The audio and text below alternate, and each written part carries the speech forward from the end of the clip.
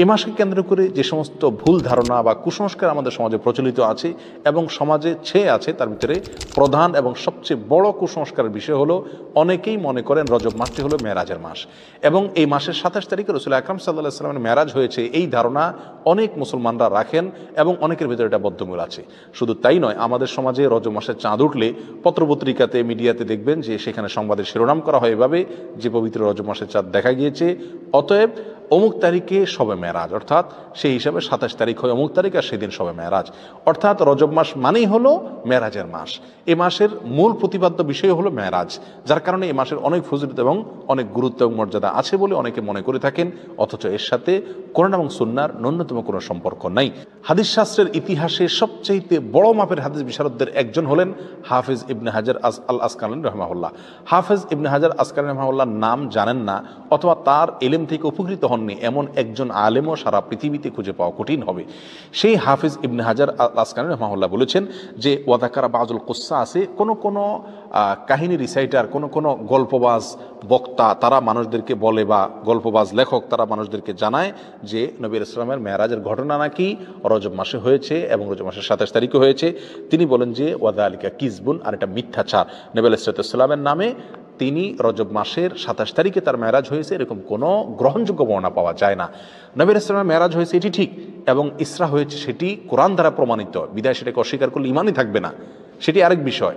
কিন্তু রজব মাসে হয়েছে এবং রজব মাসের 27 তারিখে হয়েছে, এর কোনো ভিত্তি, গ্রহণযোগ্য কোনো ভিত্তি কোরআন অথবা সহিহ সুন্নাহর কোথাও পাওয়া যায় না। নবী আলাইহিসসালামের মেরাজটা ঠিক কোন মাসে হয়েছে, কোন দিনে হয়েছে, কোন সময় হয়েছে, এই প্রসঙ্গে ইমাম ইবনে তাইমিয়া রাহিমাহুল্লাহ বলেছেন যে বিশুদ্ধ কোনো বর্ণনা দ্বারায় কোনো মাসের কথা নিশ্চিতভাবে জানা যায় না, কোনো দিনের কথা জানা যায় না, কোনো সময়ের কথা, তারিখের কথা জানা যায় না যে অমুক তারিখে অমুক দিনে অমুক মাসে নবী ইসলামের মেরাজ হয়েছে এটি নিশ্চিত, কিন্তু তার তারিখটা সংরক্ষিত নয় এবং এ বিষয়ে যতগুলো বর্ণনা পাওয়া যায় তার কোনোটি গ্রহণযোগ্য নয়। বিধায় এই মাসকে মেরাজের মাস এবং এই মাসের 27 তারিখে শবে মেরাজ এর রাত মনে করে সে রাতে বিশেষ কোনো আমল করা, এই রাতকে বিশেষ কোনো পদ্ধতি উদযাপন করা, এটি হলো রজব মাসের সবচেয়ে বড় বিদআত, যার সঙ্গে ইসলামী শরিয়ার কোনো সম্পর্ক নাই। সম্মানিত ভাই বন্ধুগণ, আমরা সেই আমলটাই করব সওয়াবের উদ্দেশ্যে যে আমলটি কোরআনে অথবা নবী আলাইহিস সালামের হাদিসে বর্ণিত হয়েছে। এর বাইরে কোনো কিছু যদি আমরা করি সেটার নাম বিদআত হবে। বিধায় রজব মাসকে কেন্দ্র করে এই মেরাজ উদযাপন করা, শবে মেরাজ উদযাপন করা, এগুলো সবগুলো বিদআত হবে, এগুলো সবগুলো পরিত্যাজ্য হবে। আল্লাহ তাআলা আমাদেরকে বুঝার তৌফিক দান করুন।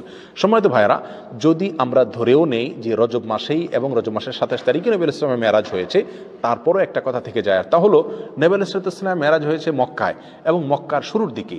তিনি এই মেরাজের ঘটনার পরে মক্কায় দীর্ঘদিন ছিলেন, মদিনায় দীর্ঘদিন ছিলেন, তার মৃত্যুর পরে তার সাহাবা ইকরাম দীর্ঘদিন ছিলেন। এই দীর্ঘ ইতিহাসের কখনো সাহাবা ইকরামের কেউ অথবা নবী আলাইহিস সালাম স্বয়ং নিজে কখনো এই মেরাজ উপলক্ষে কোনো প্রকার আমল, রাত্রি যাপন, দিনে রোজা বা কোনোভাবে এটাকে উদযাপন করা, আলোচনা পর্যালোচনা করা বা এই ধরনের কোনো কর্মসূচি তিনি দিয়েছেন বা পালন করেছেন, এরকম কোনো কথা কোনো হাদিস থেকে পাওয়া যায় না বিশুদ্ধভাবে। অতএব এই আমলটি আমরা যারা করে থাকি রজব মাসকে কেন্দ্র করে শবে মেরাজের উদযাপনের আমল, এটি সম্পূর্ণভাবে বিদআত এবং পরিত্যাজ্য। আল্লাহ সুবহানাহু ওয়া তাআলা আমাদেরকে বুঝার তৌফিক দান করুন। এর সাথে ইসলামের শরিয়ার কোনো প্রকার সম্পর্ক নাই।